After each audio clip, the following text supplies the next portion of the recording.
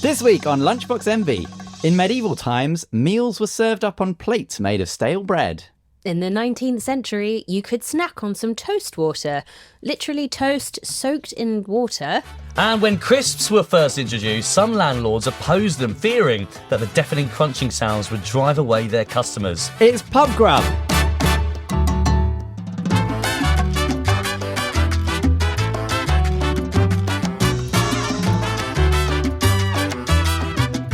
Hello and welcome to Lunchbox Envy. I'm Jack and I'm here with my fellow QI elf Manu. How you going, Manu? Good, how you doing? Oh, I'm great, thank you. Yeah. You seemed like you'd never been asked how you are before. And as you can hear, we're joined by comedian, quizmaster and host of the Pub Quiz Pod, Jake Bardwaj. How you doing, Jake? I'm very well, thank you for having me, guys. No. Thank you. See, that was a natural response. Yeah. So, Jake, would you regard yourself a bit of a pub expert? Well, annoyingly, I've basically taken pub quizzes and decided in every single medium I'm going to monopolise the whole pub quiz genre. So I've got a live comedy show called Not Another Quiz Night. Got a podcast called The Pub Quiz Pod. Writing a sitcom about pub quizzes. Yeah. If it's got pub quiz in it, I'm there. There's something about the pub, and maybe they don't sort of exist in that way anymore, that there's someone from every part of the area and the town, they're all hanging out there. I think when I first moved to London, I found a sort of like Queen Vic style EastEnders pub where everyone knew each other. The Black Horse. Okay, everyone's going to go there sadly now, closed down now. But yes, I spend a lot of time in pubs. I love them. I try to visit as many as I can. I think you can tell a lot about a town from its pub. And there's a lot of history in pubs as well. Oh, yeah. So I was trying to figure out why we love the pub so much. Because when I think about English culture, we don't have a lot going on. Sorry. Wow, speak for yourself. But pub culture, a big part of our identity. Agreed. Some people think it's because we have such bad weather, we prefer drinking indoors rather than, say, European pavement-based drinking culture, the terrace. But then Very pavement-based drinking culture you've got there, mister. But then Yeah, I was actually, if I'm ever homeless and drinking on the street, I'd be like, it's just pavement-based drinking culture. but then I was like, that we could just drink at home. Why don't we just drink at home? That is true. And then there is this idea of the third space. So in the 1980s, there was an American sociologist called Ray Oldenburg who coined this term, the third space. And it's kind of communal spaces outside of the home and outside of the workplace that offer an environment to gather and relax and unwind, but in like a neutral setting. Okay, yeah. So there's no work pressure, there's no chores. You can like hang out with your friends. So say coffee shops, libraries, hair salons. But the pub is like the perfect third space. Yeah. Because there's also alcohol. Yeah, there's so it's even- entertainment. exactly. Yeah. And food. Yeah, and food. Yeah. And then the second thing I was trying to figure out was, what is pub? What is pub? pub? What is? It's a 19th century slang for public house. Okay, it's just shortened. Yeah. So originally in the 1500s, that meant any building that was open to the public. And then by the 1700s, that became synonymous with taverns. So public house becomes pub, tavern, place where you drink. And that's as opposed to presumably private members club where you have to pay for entry, your name's got to be on a list. Very relatable podcast, this, isn't it? Yeah. For those listeners, that's very different to those private members clubs you guys like to frequent. Have you ever been to France and watched TV? Bit of a non sequitur. I was wondering where that would come up. When the adverts play, they always have pubs. It says pubs, but it means it's short for publicité. So they have to declare when the adverts start. But it's also pronounced pubes, so it's quite funny. God. Oh, God. I have a fact, but I think you'll know it. I don't know what because obviously you guys know everything. When you have guests on and they say something that you know, do you pretend to sort of like not know? Well, why don't you test us out? So the famous names of pubs. I know that I think the top pub name is the Red Lion, followed by I think the Star's in there. I think the Black Horse is in there, the White Horse. One. They have these pub names because a lot of people didn't go to school, so they didn't have the ability to read the signs on the pubs. So how did they know what the name of the pub was? They would just draw a picture, an icon that would be sort of like quite easy to understand and digest. A black horse, a white swan, a red lion, because those were sort of big in Shropshire. And they would know straight away, okay, that is the name of the pub. And that's why they've got those names. And then later on, you could sort of like take the mickey with those and just sort of pick anything. Like I mean, slug like, and lettuce. Yeah. the slug and lettuce, the chairman and the board, whatever that might be. Wow, But so yeah, it's like the Bill Murray. It's down the road from where we're recording today. Oh, no. Do you know who it's named after? oh, It's a comedy pub. it's not Bill Murray, is it? Well, yes and no. So basically, they no. wanted to name it Bill Murray in tribute to Bill Murray, the comedian. But for legal reasons, I think you can't name it after someone who's still alive unless you have the permission. So they tried to ring up Bill Murray and they didn't get a response. So they were just like, wait, hang on a second, why don't we just name it after William Murray, the third Earl of Dysart, who was alive in like the 1700s. So technically it's named after William Murray, who died 300 years ago. He was actually Charles I's whipping boy. Oof. What does that? I feel like that maybe had a different meaning back then. Bing boy. It was literal, wasn't it? Yeah, it really was. Yeah, Oh, right. yeah. So the story was, if you were a king and you were at school, so you were like 11-year-old king, you would occasionally get in trouble, and then the default punishment would be to be whipped. And because you're the king, no one's allowed to whip you. So what do you do in this situation? The king's been naughty, you need to whip someone. So you would nominate a champion to be whipped for you, and it's quite a cushy role. Yeah. But in what way is it? I mean, just I think if you're an empathetic king, you might be sad to see your friend getting whipped, and therefore change it's your just behaviour. frustrating because that sort of system really doesn't facilitate the growth of empathy No. in someone. It really sort of does the opposite. It really of that. encourages sadists. I imagine these would be boys with very plump asses. If I was to be the whipping boy and I knew that was going to be my sort of fate, I would be spending a lot of time on my glutes.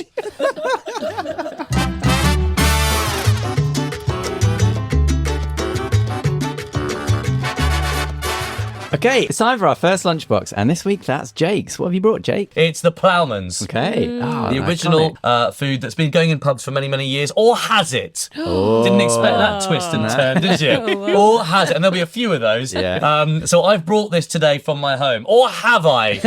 Maybe it's been prepared by someone else. Just a little side note, my dad once had a French intern, and she was like...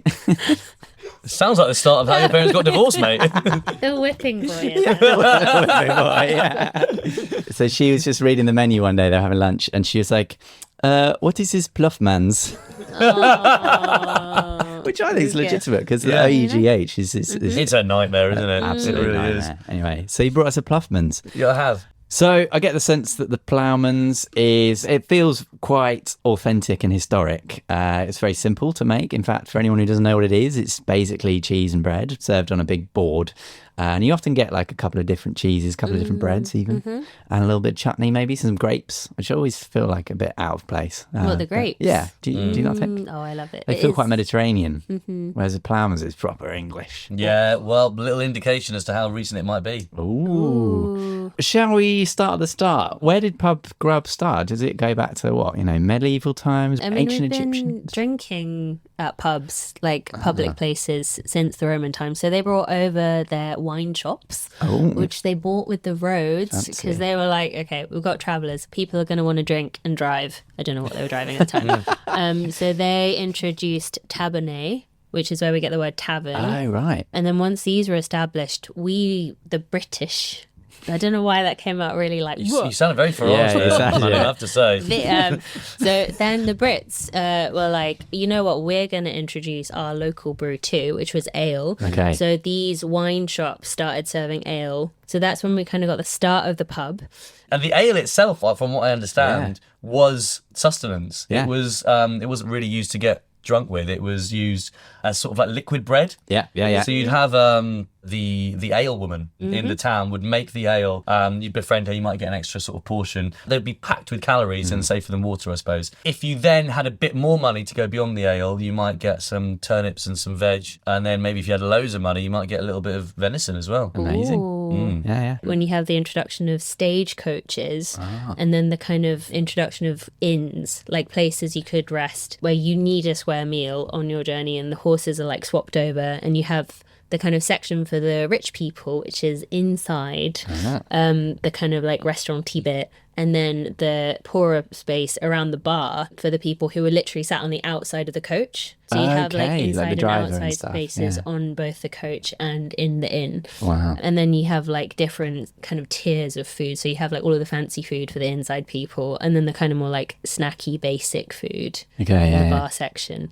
So when you go to sort of like quite old pubs in London, for example, you'll get places that say the saloon bar Yeah. or the coach bar, or like, is that a sort of class thing? Yeah, Probably, yeah. there are a couple of pubs in London that have so-called snob screens. Have you come across these? The sort of that thing that blocks off you Yeah, from the other side it's of the pub. frosted glass, so you can see. It's kind of like a proto one-way mirror, No so you can like look way. down. I think it's about the angle of the glass, but they're a Victorian thing, Why and would there's still you- a couple of pubs Why still have would them. you want to see the like? Why not just? I know what you mean. You can already smell them. I mean, God, to see them as well. Disgusting. I think it's more for the poor people to see the rich people because they wanted to be seen. It's like walking past business class on the plane and being like, "Oh, look at their luxury seats." Like the royal boxes in the theatres as well. Yeah. It's a similar thing. Yeah. Anyway, so that's by the Victorian era. So in 1851.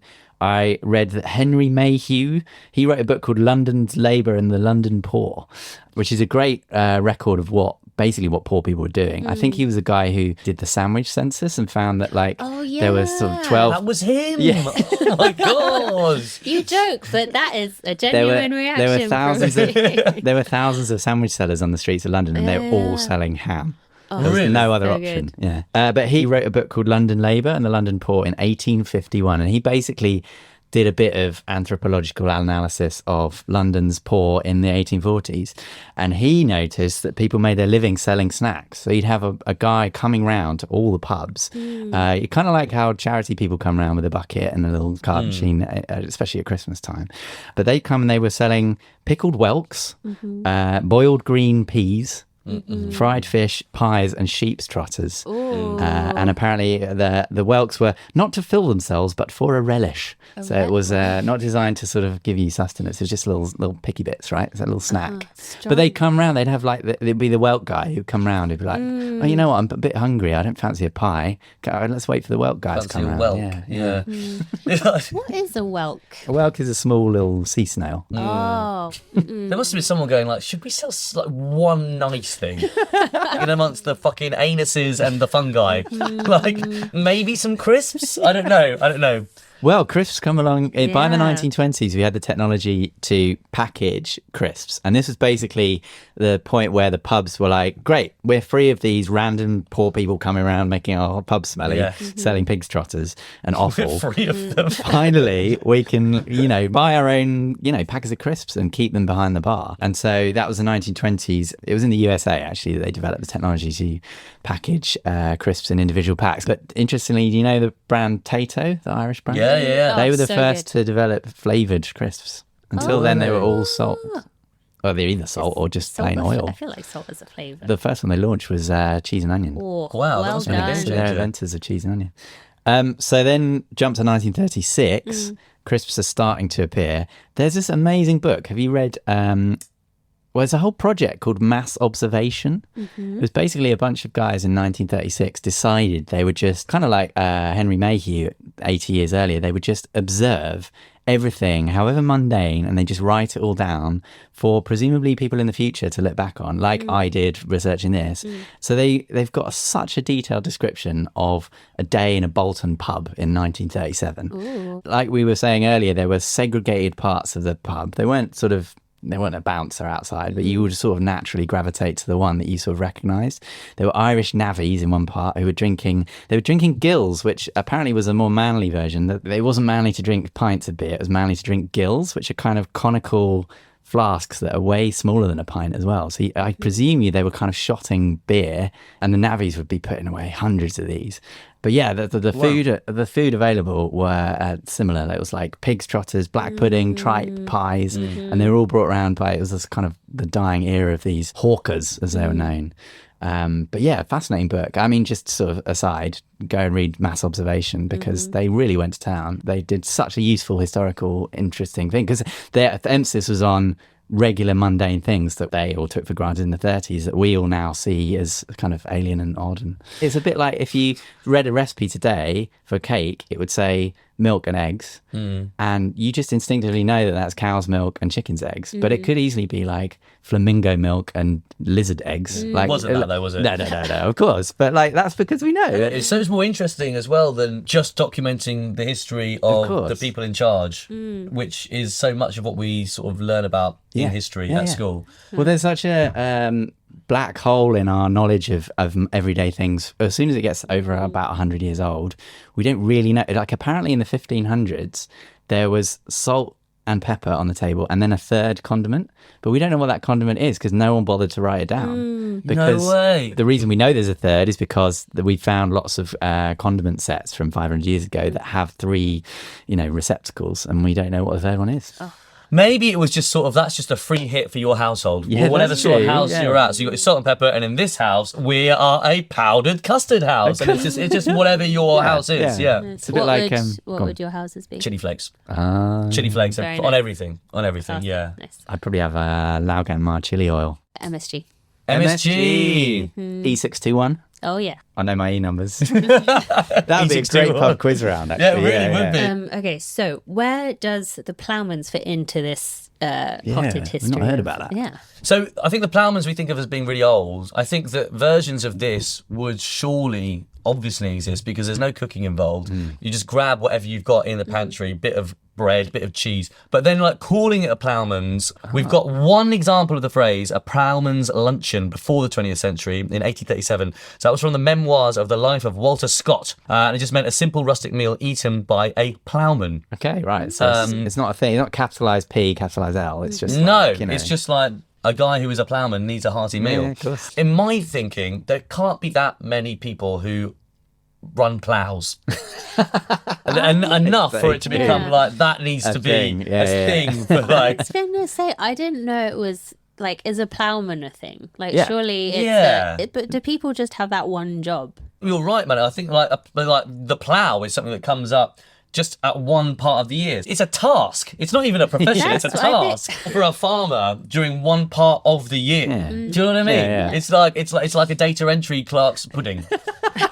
It's not. It's modern like equivalent. data entry is part of what I do, but there's loads of other administrative aspects to my job. Yeah. So the Ploughmans is this 20th century invention then? Pretty much. I mean, we don't really hear about it again until the late 1950s. Brewers Society, that's the trade body that's representing British brewers and pubs, and they want to just do one thing: keep Britain drinking, which I think we all want on a bumper sticker. Keep Britain drinking. The Brewer Society wanted something to keep sort of like people in pubs at a time where the country wasn't sort of doing brilliantly economically. It's post-war, people are sort of just come out of rationing. So the Brewers Society basically started producing kits for pubs, including like how to word your menu, some posters for you to stick up, iconography of rolling hills and British countryside, making people think they're not just eating a meal, they're eating a dream. Wow.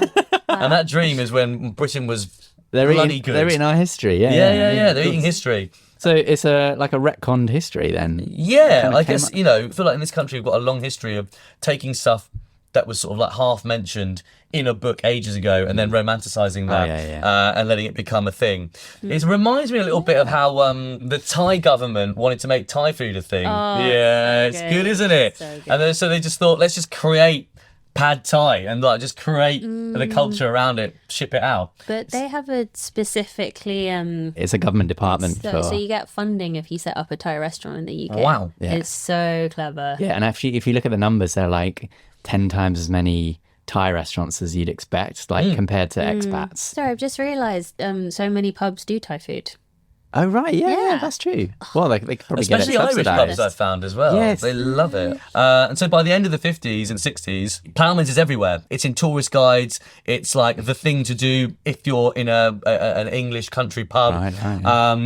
I sort of read that it might be an example of the Mandela effect. Because people think they remember it from like the 30s or something. Yeah. Well, yes. Okay, Yeah, but really it's sort of Very manufactured and very, very recent. On Made Up Histories, read a really, really good paper called History in the Pub, the historiography of J.D. Weatherspoon. It's this incredible historian called Nathan Smith. He's written a paper about how conventional historians don't engage with history in the way most people do.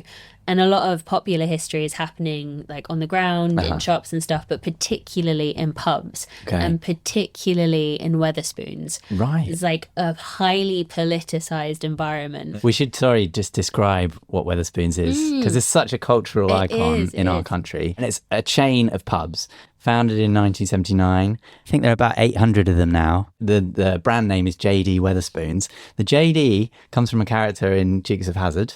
And Wetherspoon was just one of Tim Martin, the founder's, I think it was his geography teacher, who said he would never amount to anything.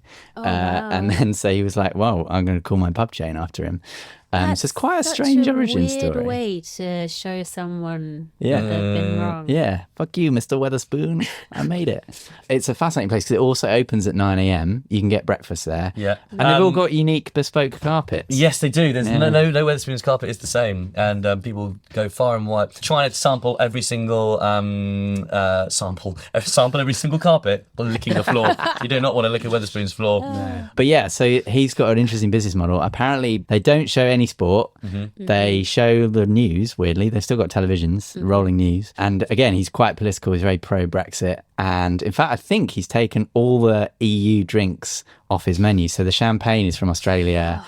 And the Belgian beers, he gets like a Brewdog equivalent from Scotland. Very, very pro-Brexit. He's vociferous. Like, he plastered Wetherspoons in like all of this kind of very similar old English like iconography, and then had like pro-Brexit beer mats.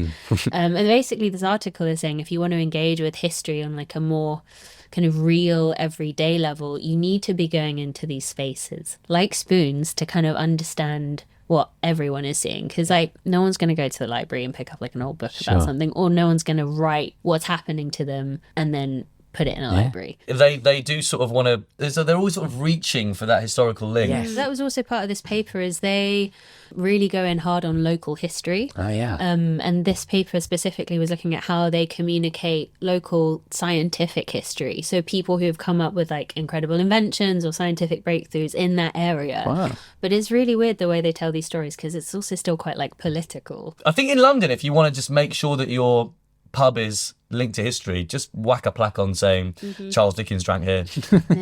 It's so easy. No one questions no one it. can prove I've been to pubs from Camden to Lewisham to Wimbledon to Stratford. There is always a pub that says Charles Dickens drank here. There was no tube system. I have no idea how he got around. He would have had to have had 3 pints in 5 pubs every day for his entire career. I have no idea how he's done it.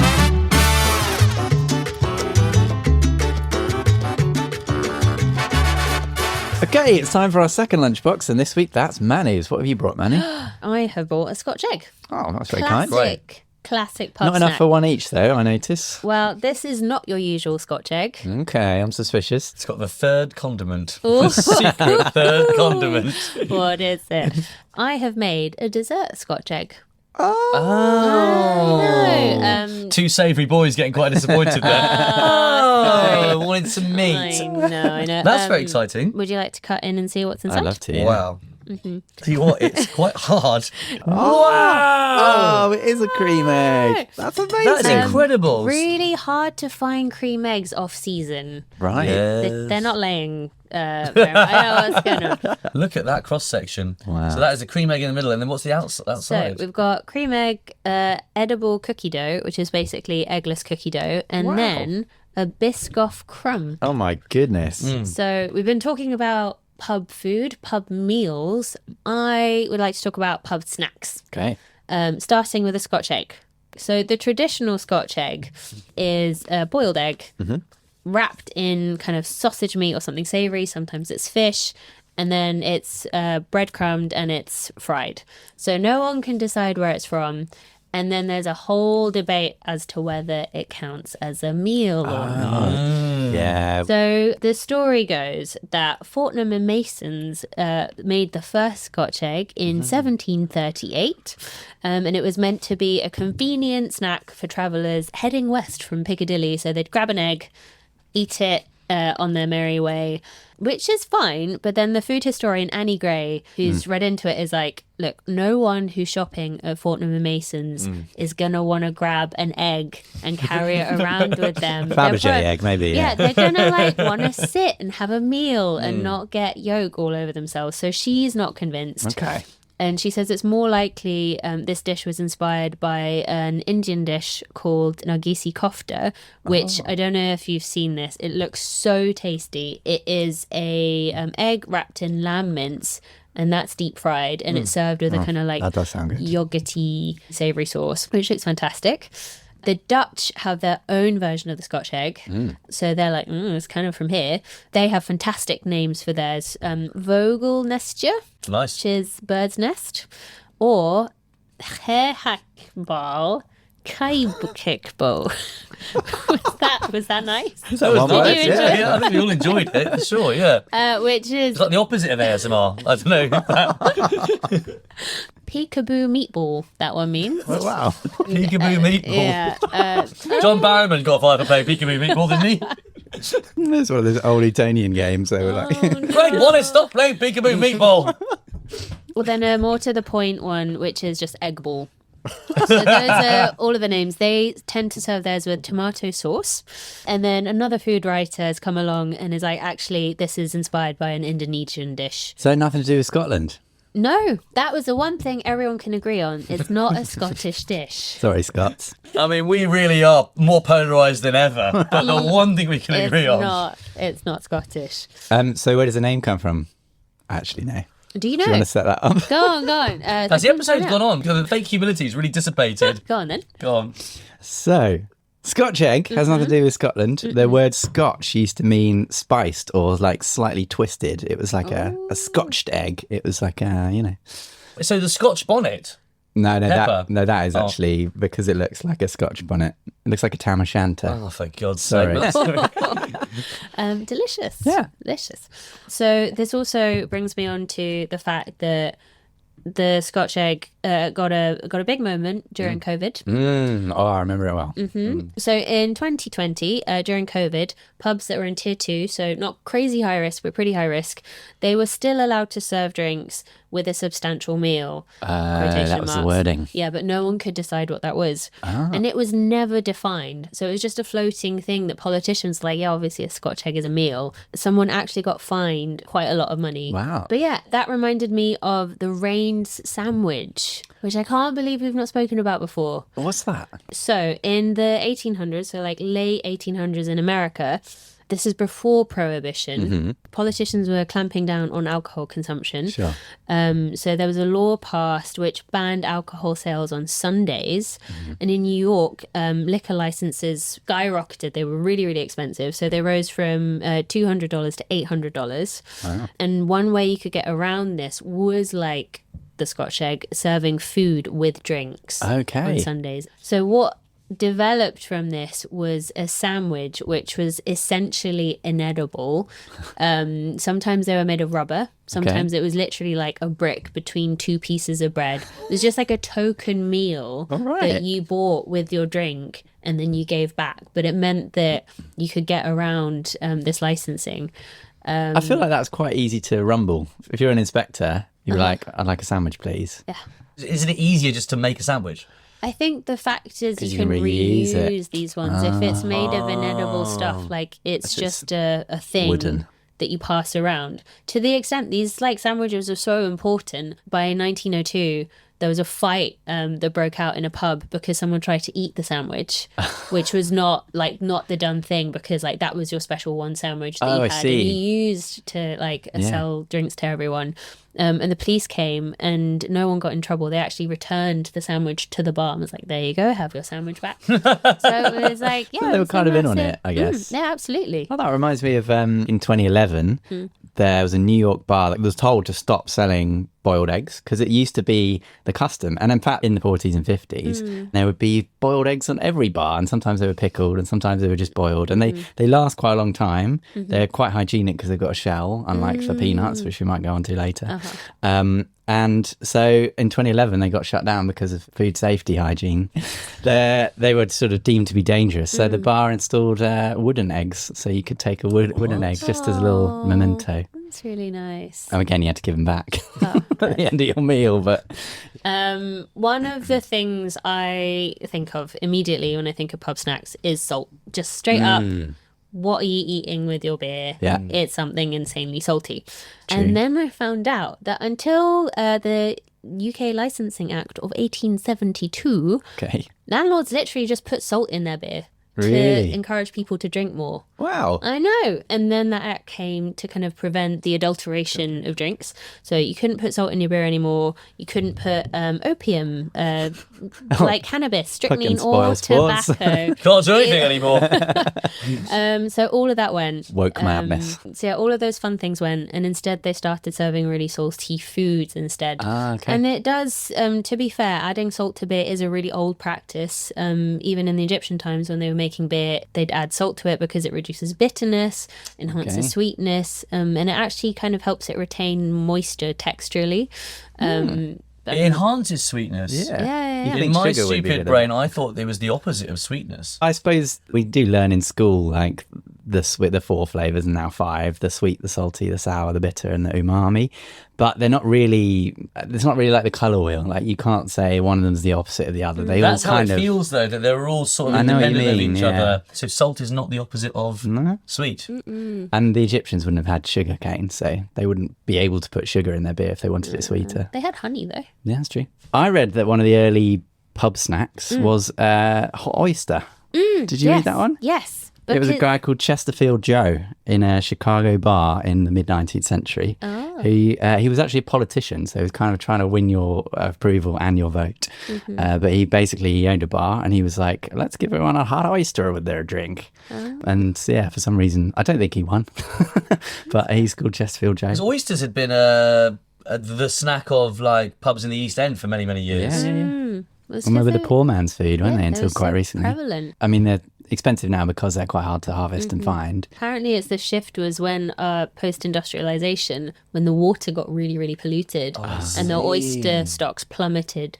Then that's when you have the rise of other pub snacks. Yeah, because isn't Liberty Island, where the Statue of Liberty is, built on a mountain of discarded oyster shells because there were so many and they were eaten. Yeah.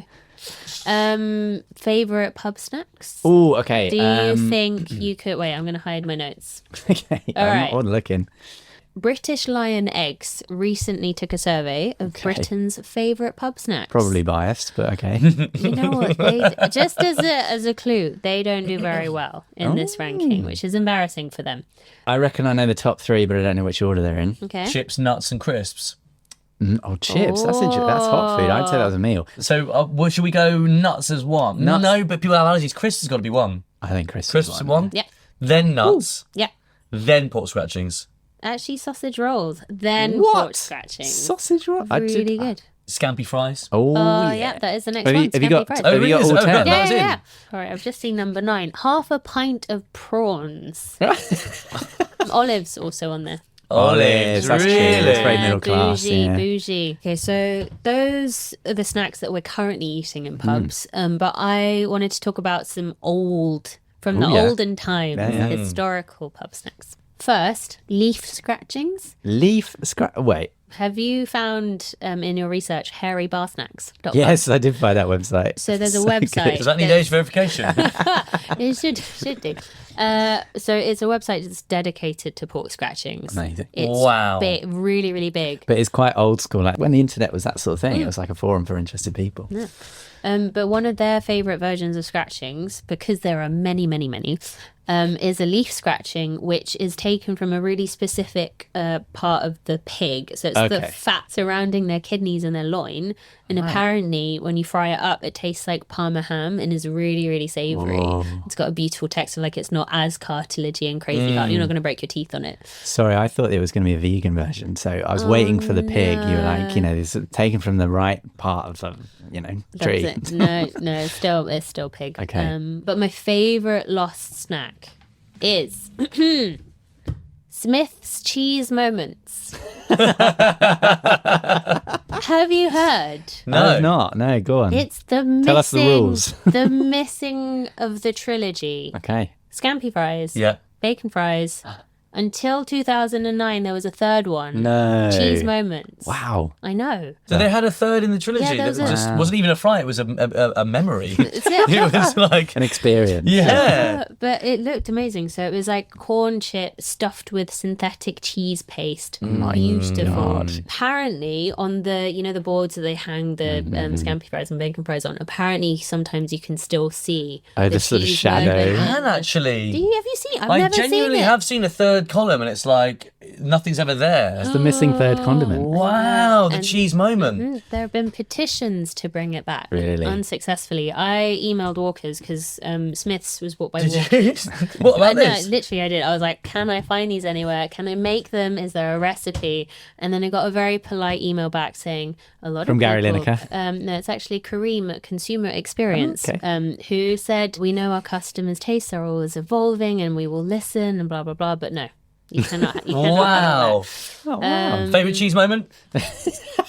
Well, from a personal perspective, probably the first time I tried goat's cheese. I was like, wow, that's a whole different world. Oh, right. And then more of a sort of like macro pop culture moment, the cheese string adverts where they'd like peel the hair to be sort of like a hairstyle. Yeah, and I sort of be remember dancing that. along, and then I'd do that. But yeah, those are just some of my cheese moments. In at number 6. Do you have a cheese moment? Well, I was just thinking of the sort of, again, the cultural moment when Wallace and Gromit go to the moon and cut slices of cheese. What a cheese moment. That is a great cheese moment.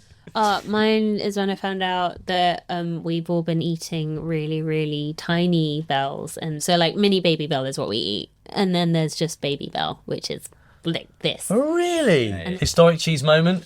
Samuel Pepys hiding the Parmesan. Oh, yeah. It's everyone's favourite cheese moment from history, isn't it? Cheese moments. What about the rolling of the cheese? An annual cheese moment, isn't it? Join us next time for more cheese moments.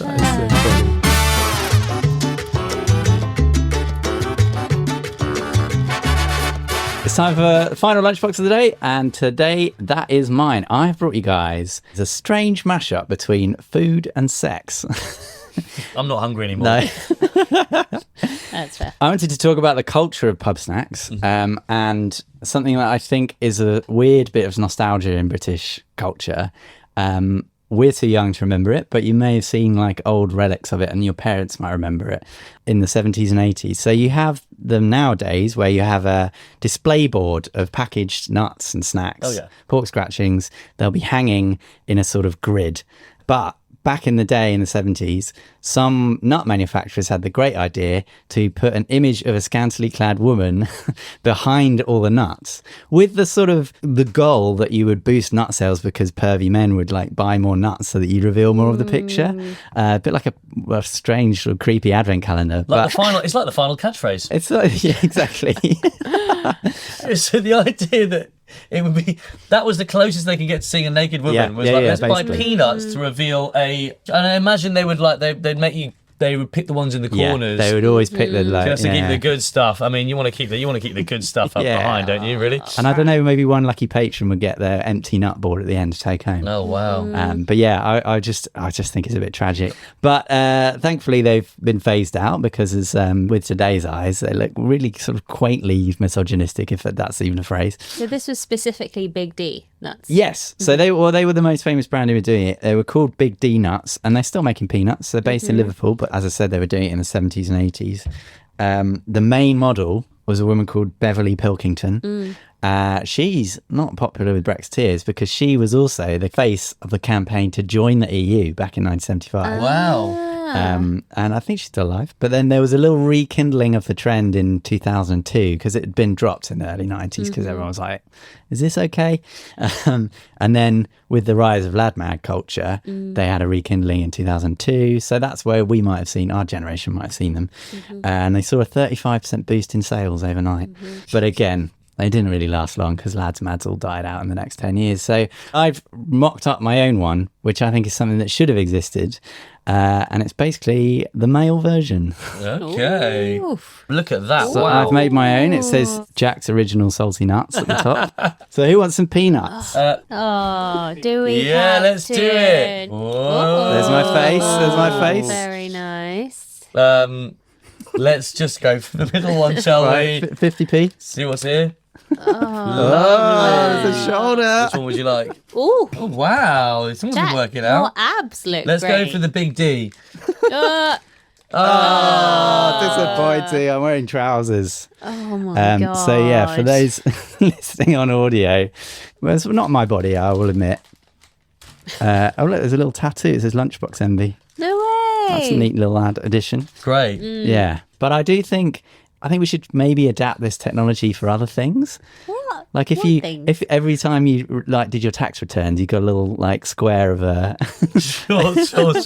It's also a bit like a capture. It's like click all the bits with a traffic light or something. You know, you could do that with scantily clad models. People would be queuing up to do recaptures, wouldn't they? Have you guys ever been to a place where there's just like a bowl of open peanuts? I think once, and I was really drunk, and I decided that free nuts was the best joke I've ever made. When I found out about the, I'm not like a germaphobe at all. Sure. If anything, the opposite. You're the one licking the spoons carpets. I am. I'm looking for organic cheese moments in the wild. However, when I found out that the self-service screens in fast food places, basically every single one contains quite a high proportion of feces. Yeah. And then suddenly anything communal, maybe it's a post-COVID thing, does make you think, God, it's a big bowl of nuts. What percentage of it is nuts and what percentage of it is shit? It's a great question. I would say the idea of the peanut bowl being so which it might be, but there's never, in my research I found, there's never been a study that has proven it. It was a really big urban legend about the poo peanut bowl that went so wild that they stopped serving. Didn't Johnny Depp brought it up on the Jay Leno show in 2005? Was it his He fault? said that they this mythical study had found 27 types of urine, which is pretty odd because like urine is just a thing. Like you can't have types of urine. You know? It comes in a range Tasting of notes, colours. a range of colours. He probably meant 27 men's urines, but Snopes has semi-debunked it. So they were like, we haven't found evidence for this study, but there's not necessarily would be true. though, wouldn't Well, that's there? the thing is that they're saying like there are like parallel studies that have found fecal bacteria on all sorts of things, like you say, the self-service screens. Yeah. Basically, wherever people's hands go, there's going to be fecal bacteria. 1 in 10 pound coins has been up someone's arse. That's a great. 1 in 10. You doing that? How do you know that? He's doing them all. I've been very busy for a very long He time. works for the Royal Mint. I call it Project Royal Mint Chocolate.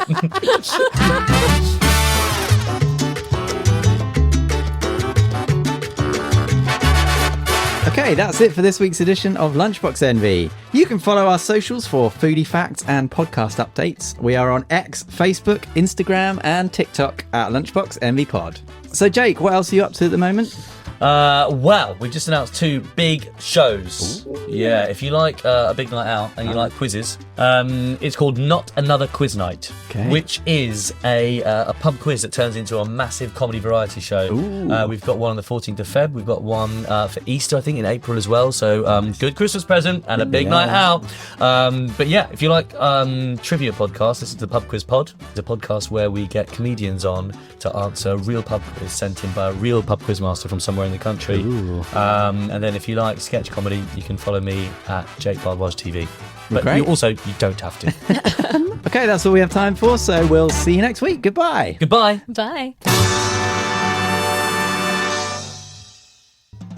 Lunchbox Envy was hosted by Manu Onryo, Jake Bardwaj, and me, Jack Chambers. It was produced by Alex Bell. This has been a quite interesting podcast.